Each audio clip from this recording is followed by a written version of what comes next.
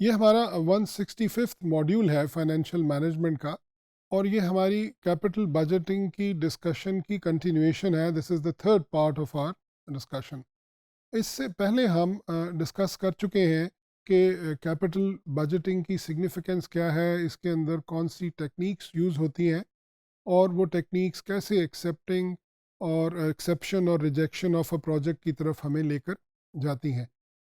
One thing which we discussed and emphasized in our earlier module relating to this capital budgeting is that the decisions are made on the basis of cash flows and not on the basis of profits. We talked about it that cash flows are more authentic, they are more reliable in terms of their absoluteness. यानी profit को manipulate किया जा सकता है. मुख्तलिफ depreciation methods, inventory valuation methods और भी कई तरीके से profit can be increased or decreased in a certain period of time. But cash flow is something which is more concrete, which is more solid, which is in absolute terms, and we cannot increase or decrease the cash flow amount because this is the sum of money which we are paying or which we are receiving. And all these cash flow techniques, all those discounted cash flow methods that we've talked about, यानी net present value method और profitability index और IRR और किसी हद तक पे back period method भी, ये तमाम मेथड्स बेस करते हैं कैश फ्लोज के ऊपर. यानी ये मेथड्स कैश फ्लोज को यूज़ करते हैं एक्सेप्टेंस और रिजेक्शन के रिजल्ट्स को ड्रॉ करने के लिए. तो इससे हम ये बात समझ सकते हैं कि it is extremely important for us to estimate these cash flows, and we have to be very careful about estimating the future cash flows related to a project. Capital budgeting इस पे बेस करती है कि हम जिस project में पैसा invest करने जा रहे हैं इसमें हमें कितना पैसा इन्वेस्ट करना होगा, यानी हमारी कितनी आउटफ्लो होगी, और उसके बाद जब ये प्रोजेक्ट इंस्टॉल हो जाएगा, ये शुरू हो जाएगा ऑपरेशंस इसके, तो उससे हमें कितनी कैश इनफ्लोज होंगी. These cash inflows are also estimated. These are anticipated cash inflows. These are not actual cash inflows because we are referring to future. So we have to be very careful about estimating these cash inflows. And then, at the end of the project, once the project will be terminated, जब वो project की useful life ख़त्म हो जाएगी, उस वक्त फिर हमारे पास कैश फ्लो की पोजीशंस क्या होंगी. सो जैसे मैंने कहा कि ये सारे मेथड्स जिनके रिजल्ट्स को यूज़ करके हम ये फैसला करते हैं कि हमें एक प्रोजेक्ट में इन्वेस्ट करना चाहिए या नहीं करना चाहिए, ये बेस करते हैं हमारी कैश फ्लोज की वैल्यूज़ पर. And these cash flow values are actually estimated values. So extreme care has to be taken in calculating these estimated cash flows so that the decisions we draw by applying the discounted cash flow methods are authentic and reliable. Now, to estimate these cash flows, first we have to consider what are these cash flows. Now, for example, the first one is initial cash outflow. When we actually invest in a project, अगर ये एक बहुत बड़ी machine है जो आपने, बहुत equipment है जो ख़रीदा है, तो उससे रिलेटेड कैश आउटफ्लो होगी और इसमें बहुत सी चीज़ें शामिल हैं. ये ऐसा नहीं है कि हम एक दुकान पे गए और हमने पैसे दिए और एक चीज़ ख़रीद ली. But when we are talking about starting a new project, installing a new machine और a plant, the initial cash outflow is huge, and at many times this is not at one point of time. यानी ये ऐसा नहीं है कि एक point of time पे हम सारा का सारा कैश आउटफ्लो कर देते हैं, बल्कि ये सेगमेंट्स के अंदर आउटफ्लो हमारा होता है. But for the purpose of learning the cash capital budgeting techniques, हम शुरू में ये एस्यूम कर लेते हैं कि ये सारा का सारा कैश आउटफ्लो एक ही टाइम पर हो गया. But then we can expand it and make it a little more complicated by making different cash outflows at different points of time.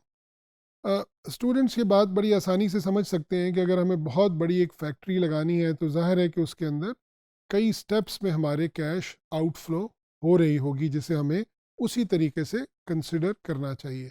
So the initial cash outflow is the price that we are paying for purchasing that new plant and equipment.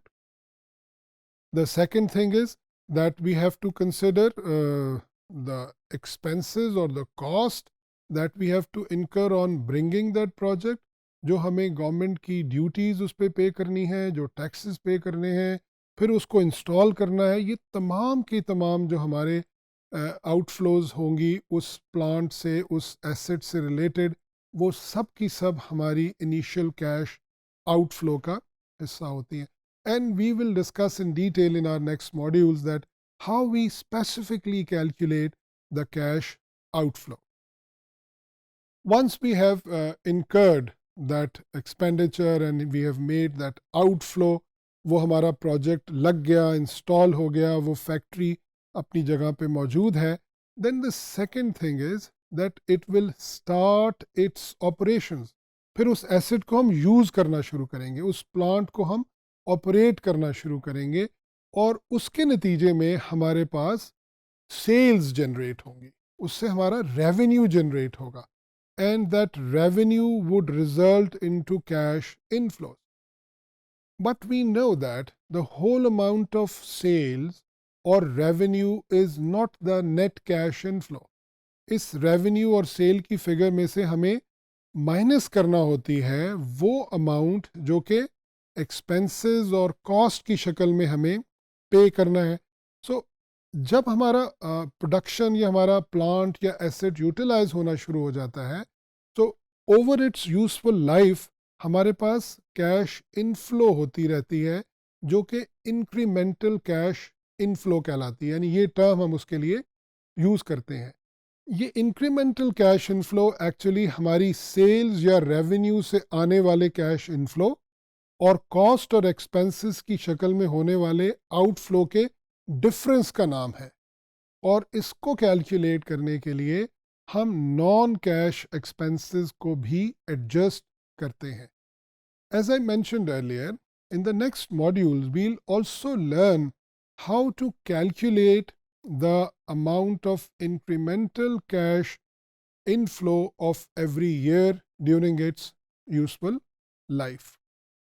तो ये वो दूसरी cash की calculations हैं, और ये सबसे ज़्यादा तादाद में होंगी. यानी कैश आउटफ्लो तो हम कह सकते हैं कि 1 या 2 साल के लिए है, और इसी तरह जो इंक्रीमेंटल कैश इनफ्लो है वो बहुत से सालों पे, अगर लेट से कोई प्रोजेक्ट 10 साल तक इफेक्टिवली चलेगा तो 10 साल तक हमारे पास इंक्रीमेंटल कैश इनफ्लोज होंगे.